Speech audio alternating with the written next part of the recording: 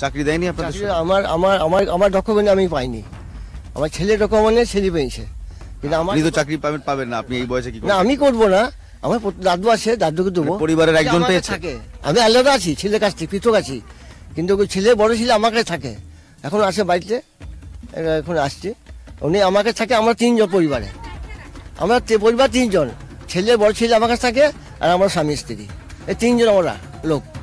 আর ছেলেরা 4 ছেলে, তার 3 ছেলে আছে, আর স্ত্রী আছে, বউ আছে, ওরা 5-7টা ফ্যামিলি আলাদা। হ্যাঁ, এই তো, এটা সত্য কথা, আপনার ইনকোয়ারি দেখিলেন। আপনাদের আপনাদের আপনাদের একটা ক্ষোভ আছে, আমি অনেকক্ষণ ধরে শুনছিলাম যে আপনাদের জমি নিচ্ছে, টাকা দিচ্ছে, কিন্তু হয়তো চাকরি দেয়নি। চাকরি পেয়েছি, তাহলে কি দেয়নি?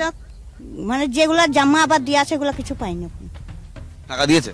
না না, টাকা পাবেন তো? তো দেয়নি, তো দেয়নি। ডিএম কে বলেছেন? ডিএমকেই তো দিয়েছি। তো ডিএম কি বলছে? দুবো পরে হবে হবে, আছে তো, হবে তো, ভাই বলছে সবাইকে ওই কথা। আবদাপুর যাচ্ছি, হ্যাঁ তোমাদেরকে ডাকবে তো, হবে তো, 1 বছর থেকে ভাই কইছে। পুজো পর এটা এখনো পর্যন্ত ডাকে না। সাল থেকে আজ 25 সাল হয়ে গেল, আর 3 বছর হতে চললো, এখন পর্যন্ত আমাদের ঘোরাচ্ছে, কোনো ব্যবস্থা নাই, চাকরি নাই। হ্যাঁ, এই তো অবস্থা।